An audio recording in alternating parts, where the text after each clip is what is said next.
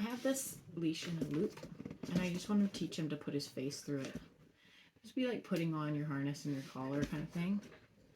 So I'm just going to present it, and then I'm going to encourage him to eat the food. You can see that he's putting his face through instead of me trying to push it towards him.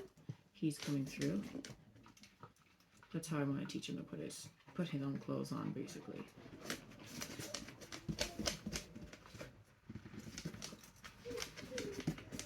So that when something's presented in front of his face, he automatically puts his face through instead of you having to put it on and him being like, ugh, or like, snap, snap, snap.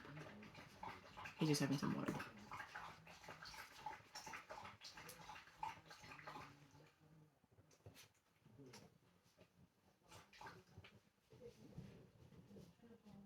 I think a skinnier martingale collar would be safer for him. He's definitely like a practiced collar slipper. So for a dog like that, I sometimes recommend a slip lead. It's not my favorite tool because it can be a little, I mean, you don't want to hurt their throats. But just because he's so adamant about slipping his harness and his lead, and he does do like a pullback just like he did just there, that is pretty dangerous when you're outside. I know you walk him with two harnesses clipped on. Like a slip lead just kind of teaches him not to do that because he can't get free. He'll have zero success. So it's something that I'm considering for him, so we can talk about what you think about that. Slip lead is just like a leash that tightens to a point around the dog's neck, so if they pull back it will tighten a little bit. Not like a choke chain, but a similar kind of, it's a similar kind of thing. And you can stop it, like you can put a little stopper on it so it can't get any tighter, but just for safety for him and just to teach him not to back out, because he's kind of learned that behavior. So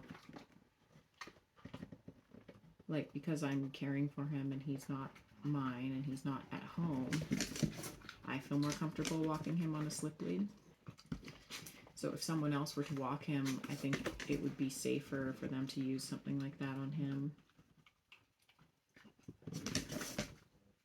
Just those little backups that he does, those are pretty dangerous for someone that doesn't know what they're doing. Like someone who's kind of a novice dog handler, he could easily get away from them. And you just don't want that if he's feeling a little weird or he's in a new place. So, just like I said, this is all we're doing today, is I'm just teaching him to put his face through the leash. And I'm going to put a little pressure on his neck while he eats.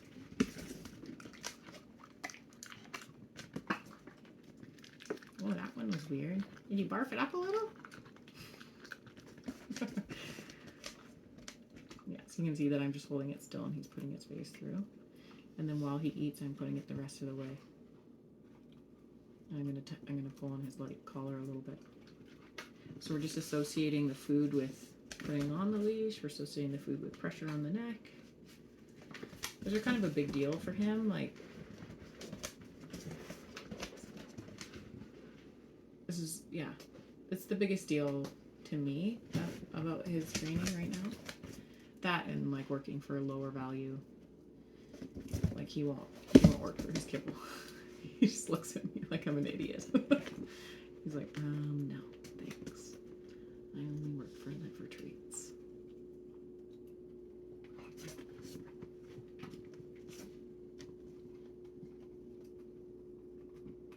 Good job.